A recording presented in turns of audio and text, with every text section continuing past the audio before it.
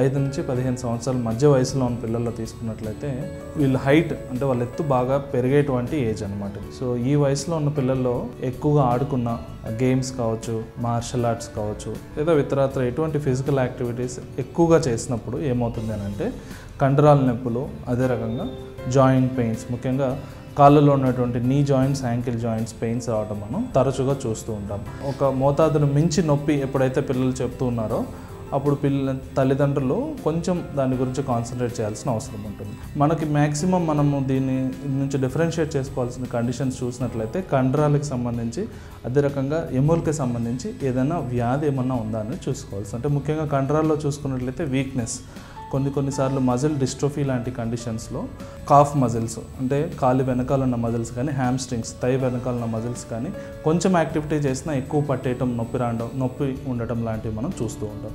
అదే రకంగా జాయింట్స్లలో, మోకాల్లో, మడిమ జాయింట్స్లో చూసుకున్నట్లయితే కనుక ఎటువంటి ఎక్స్ట్రా గ్రోత్ అంటే బోన్ స్పర్స్ కానీ, లేదా బోన్ యొక్క గ్రోత్లో, థిక్నెస్లో ఇబ్బందులు ఉన్నా కానీ ఇలాంటి గ్రోత్ పెయిన్స్ అనేవి చూస్తుంటాం. సో శృతి మించిన నొప్పి ఉంది, కామన్గా వాడేటువంటి పద్ధతులు వాడినా కానీ నొప్పులు ఉంటూనే ఉంటాయనే కనుక పేరెంట్స్ పిల్లల్ని స్పెషలిస్ట్కి చూపించి ఎటువంటి ప్రాబ్లమ్స్ ఉన్నాయో రూల్ అవుట్ చేసుకోవడం మంచిది. ఇటువంటి కండరాల నొప్పులు, అదే రకంగా కీళ్ళకు సంబంధించిన నొప్పులు ఉన్నప్పుడు అటువంటివి మళ్ళీ తిరిగి రిపీట్ కాకుండా తీసుకోవాల్సిన జాగ్రత్తలు చూసుకున్నట్లయితే ముఖ్యంగా పోషకాహారాల్లో కాల్షియం, విటమిన్ డి అనేటువంటివి చాలా ముఖ్యమైనటువంటి, ఎదిగేటువంటి పిల్లల్లో ముఖ్యమైనటువంటి మినరల్స్ అండ్ విటమిన్స్. సో ఇటువంటి విటమిన్ డెఫిషియన్సీ లోపాలు లేకుండా తల్లిదండ్రులు కాల్షియం ఉండేటువంటి పోషకాహారాలు చక్కగా ఇవ్వాల్సిన అవసరం ఉంది. విటమిన్ డి చూసుకున్నట్లయితే చాలా మటుకు కూడా సూర్యరశ్మి నుంచి పిల్లలకి వస్తూ ఉంటుంది. కాబట్టి పోషకాహారాల్లో అది వెజిటేరియన్ డైట్ అయినా, నాన్ వెజిటేరియన్ డైట్ అయినా విటమిన్ డి రోజుకి సరిపడాల్సింది బాడీకి అందదు. కాబట్టి కనీసం ఒక 20 నుంచి 30 నిమిషాల వరకన్నా 10 నుంచి 4 గంటలు, సాయంత్రం ఉదయం 10 నుంచి సాయంత్రం 4 గంటల మధ్య సమయంలో ఒక 20 నుంచి 30 నిమిషాలు సూర్యుడి కింద ఆడుకోవడము, లేదా డైరెక్ట్గా సన్కి ఎక్స్పోజ్ అవ్వడం చేయడం ద్వారా ఒక రోజుకి కావాల్సిన విటమిన్ డి ఉత్పత్తి అవుతూ ఉంటుంది.